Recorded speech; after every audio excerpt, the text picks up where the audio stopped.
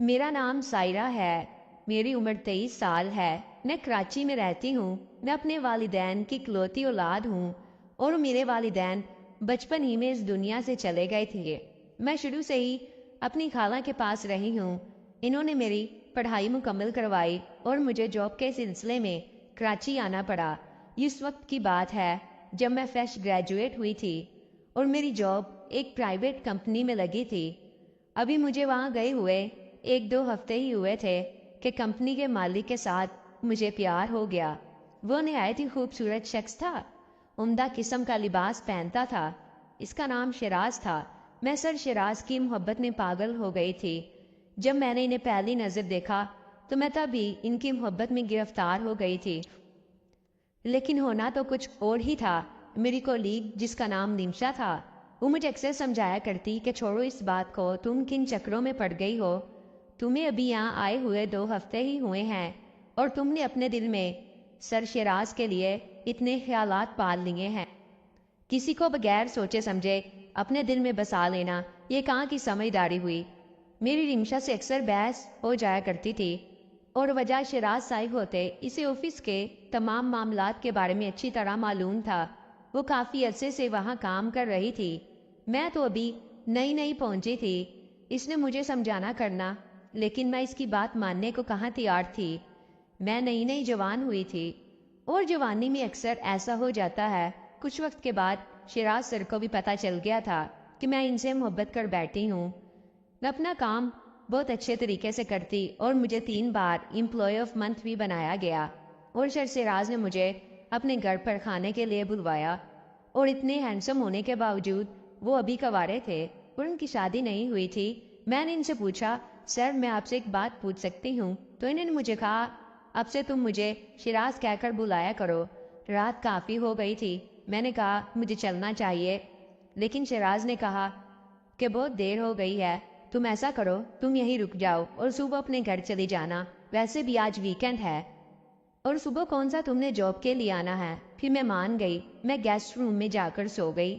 شیراز بھی اپنے کمرے میں چلا گیا۔ اگلے دن میں جب اٹھی تو شیراز ابھی سو رہا تھا۔ میں کچن میں گئی اور شیراز کے لیے چائے بنائی۔ میں چائے لے کر اس کے کمرے میں چلی گئی اور اس کو آواز دے کر کہا کہ اٹھ جاؤ، میں نے آپ کے لیے چائے بنائی ہے۔ شیراز اٹھا اور مجھے کافی دیر تک دیکھتا رہا۔ تو میں نے کہا کیا ہوا؟ تو شیراز نے مجھے کہا، آج پہلی دفعہ میرے لیے کسی نے چائے بنائی ہے، میں تو خود ہی اپنے لیے کھانا بناتا ہوں۔ میں حیران ہوئی کہ اتنا امیر شخص خود اپنے لیے کھانا بناتا ہے، بھلا یہ کیسی بات ہوئی؟ میں نے شیراز سے پوچھا تو اس نے بتایا کہ میرے سب گھر والے تو دبئی میں ہوتے ہیں اور میں یہاں اکیلا اپنا بزنس سنبھالتا ہوں، اور مجھے میرا کام خود کرنا اچھا لگتا ہے، اس لیے میں اپنا ہر کام خود ہی کرتا ہوں۔ لیکن آج تم نے میرے لیے چائے بنائی ہے، یہ دیکھ کر مجھے بہت اچھا لگ رہا ہے۔ خیر، میں نے کہا اب چائے پی لو کہ باتیں ہی کرنی ہیں۔ پھر شیراز نے چائے پی لی، پھر میں نے اور شیراز نے مل کر ناشتہ بنایا۔ پھر میں اپنے گھر پر چلی گئی اور میں سارا دن شیراز کے بارے میں ہی سوچتی رہی۔ اب دن بدن میں شیراز کے اور قریب ہوتی جا رہی تھی اور مجھے سمجھ نہیں آ رہی تھی کہ میرے ساتھ یہ کیا ہو رہا ہے۔ میں چاہتی تھی کہ میں شیراز کو بتا دوں کہ میں اس سے محبت کر بیٹھی ہوں۔ ایک شام جب آفس سے چھٹی ہو رہی تھی تو میں نے فیصلہ کیا کہ آج میں شیراز کو سب کچھ بتا دوں گی۔ میں آفس میں گئی تو شیراز تب تک جا چکا تھا۔ میں بھاگ کر پارکنگ ایریا میں گئی تو شیراز اپنی گاڑی میں بیٹھا کسی سے بات کر رہا تھا۔ وہ نکلنے ہی لگا تھا کہ میں نے اسے روک لیا۔ شیراز نے کہا، سائرہ کیا بات ہے، سب کچھ ٹھیک تو ہے؟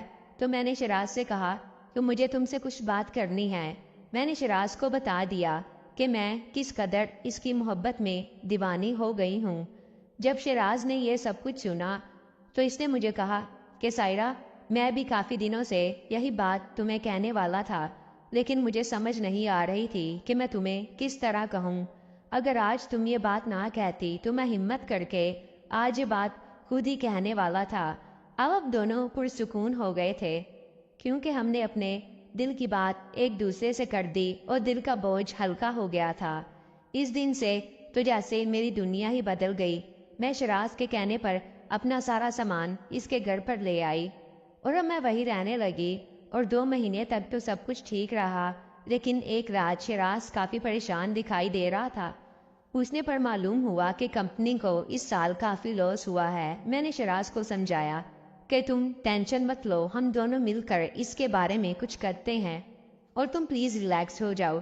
میں نے 2-3 مرتبہ شیراز کو بولا کہ تم سٹریس نہ لو، لیکن اچانک شیراز مجھ پر بھڑکنے لگا اور مجھے کہا کہ تم میں سمجھ نہیں آتا کہ یہاں سے چلی جاؤ، ابھی میں بہت پریشان ہوں، میں کیسے ریلیکس ہو جاؤں۔ میری آنکھوں میں آنسو تھے۔ مجھے بہت دکھ ہوا کہ جس شخص کے لیے میں نے اپنا گھر چھوڑ دیا ہے وہ مجھ سے اس طرح بات کر رہا ہے۔ خیر مجھے پتہ ہی نہ لگا کہ کب میری آنکھ لگ گئی اور میں سو گئی تھی۔